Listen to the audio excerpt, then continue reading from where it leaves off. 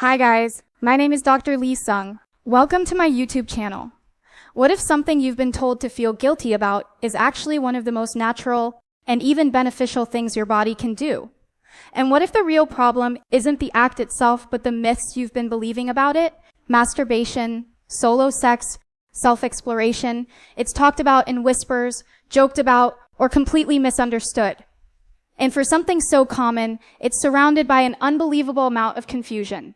So let's talk about it properly, openly, without the fear, without the nonsense, because the truth is, most people do it. Across different ages, backgrounds, lifestyles, the majority of people have engaged in it, many on a regular basis. So right away, that should tell you this is not some rare or abnormal behavior. It's part of being human. But it's not just about how common it is. It's about what actually happens in your body.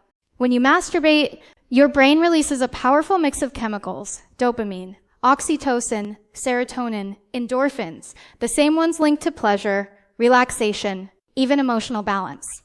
That's why afterward, many people feel calmer, lighter, less stressed, sometimes even more focused. It's not just in your head, it's a biological response.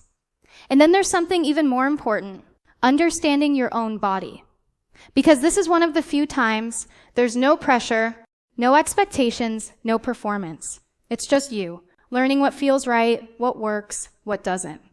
And that kind of awareness, it carries over into everything else. Now, despite all of that, there are still myths, a lot of them. You've probably heard some of them, that it damages your body, that it leads to serious problems, that it somehow ruins your ability to function sexually. Let's be real for a second. If something this common caused that level of harm, we wouldn't be guessing. We'd see it everywhere. Those ideas didn't come from science. They came from fear, from stigma, from people trying to control behavior rather than understand it. Another big concern people have is performance. Am I making things worse for myself? Am I affecting my ability later on? Here's the reality. Masturbation itself does not cause sexual dysfunction. In fact, when your body goes through arousal and orgasm, certain muscles, especially in the pelvic area, are activated. These muscles are part of what supports sexual function. So in a way, your body is practicing reinforcing those responses. But there are a couple things to be aware of. If someone gets used to a very specific type of stimulation, a certain pressure, a certain pattern, the body can adapt to that exact input. So when something different comes along, it might feel less effective at first. That's not damage, that's just habit. And habits can be changed. Another factor is the mental side of things. Constant exposure to highly stimulating content can shape expectations, make real experiences feel different, sometimes leading to pressure, anxiety, or self-doubt.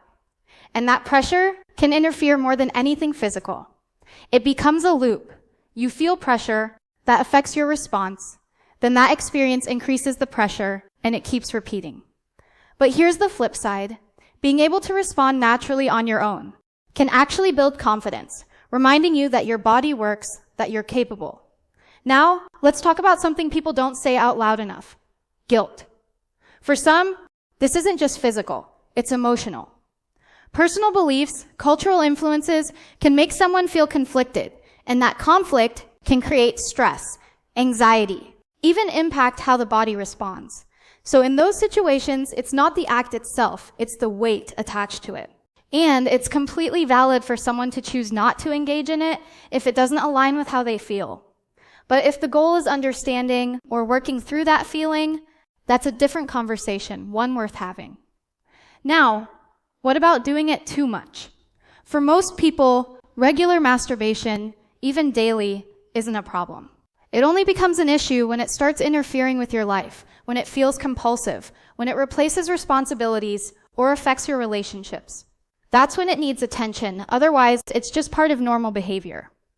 And speaking of relationships, masturbation does not mean something is wrong between partners. People in healthy relationships still engage in it, and it doesn't reduce connection. It doesn't replace intimacy. It can actually improve understanding. And finally, the hormone myth. No, it does not drain your testosterone. Levels may fluctuate briefly, but they return to normal. There's no long-term depletion, no hidden cost. That belief has been around for centuries, but it doesn't hold up. So at the end of the day, This isn't about labeling something as good or bad. It's about understanding your body, your habits, your mindset. It's about replacing fear with clarity. Because when you actually understand what's happening, the confusion disappears, the pressure fades, and things start to feel a lot more natural. So if this made you think differently, if it cleared up something you've always wondered about, don't just scroll away. Share this with someone who needs real answers, and stick around, because the more you understand your body, the more confident and in control you become.